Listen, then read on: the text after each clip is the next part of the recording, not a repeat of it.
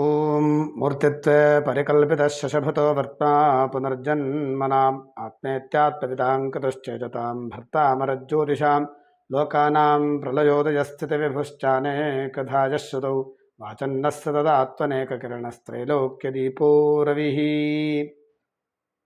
ಶುಕ್ರಗ್ರಹದ ಸ್ವರೂಪವನ್ನು ನೋಡೋಣ.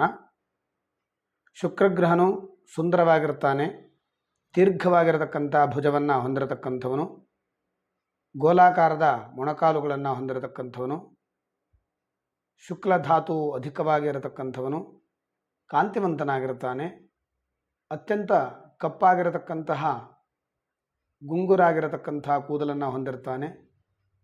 ಸೂಕ್ಷ್ಮವಾಗಿ ಇರತಕ್ಕಂಥ ಮುಂಗುರುಳುಗಳನ್ನು ಹೊಂದಿರ್ತಾನೆ. ಹಾಗೆಯೇ ಗರಿಕೆ ಹುಲ್ಲಿನಂತೆ ಶ್ಯಾಮಲ ವರ್ಣವನ್ನು ಹೊಂದಿರ್ತಾನೆ.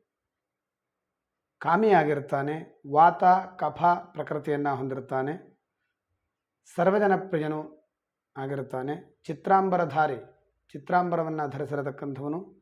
ರಜೋಗುಣ ಪ್ರಧಾನವಾಗಿ ಇರತಕ್ಕಂಥವನಾಗಿರ್ತಾನೆ. ಲೀಲಾ ವಿಲಾಸವುಳ್ಳವನು, ಲೀಲಾ ವಿನೋದಗಳಲ್ಲಿ ಕಾಲ ಕಳೆಯತಕ್ಕಂಥವನು. ಬುದ್ಧಿವಂತನಾಗಿರ್ತಾನೆ.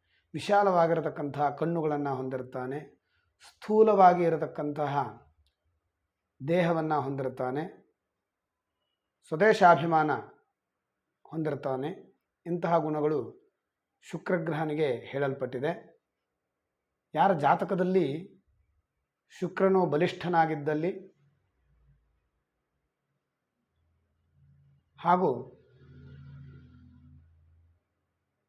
ಒಳ್ಳೆಯ ಗ್ರಹಗಳಿಂದ ಶುಕ್ರನು ನೋಡಲ್ಪಟ್ಟರೆ ಆ ಜಾತಕನಿಗೆ ಇಂತಹ ಲಕ್ಷಣಗಳನ್ನು, ಜಾತಕನಲ್ಲಿ ಇಂತಹ ಲಕ್ಷಣಗಳನ್ನು ನಾವು ನೋಡಬಹುದಾಗಿದೆ. ನಮಸ್ಕಾರ.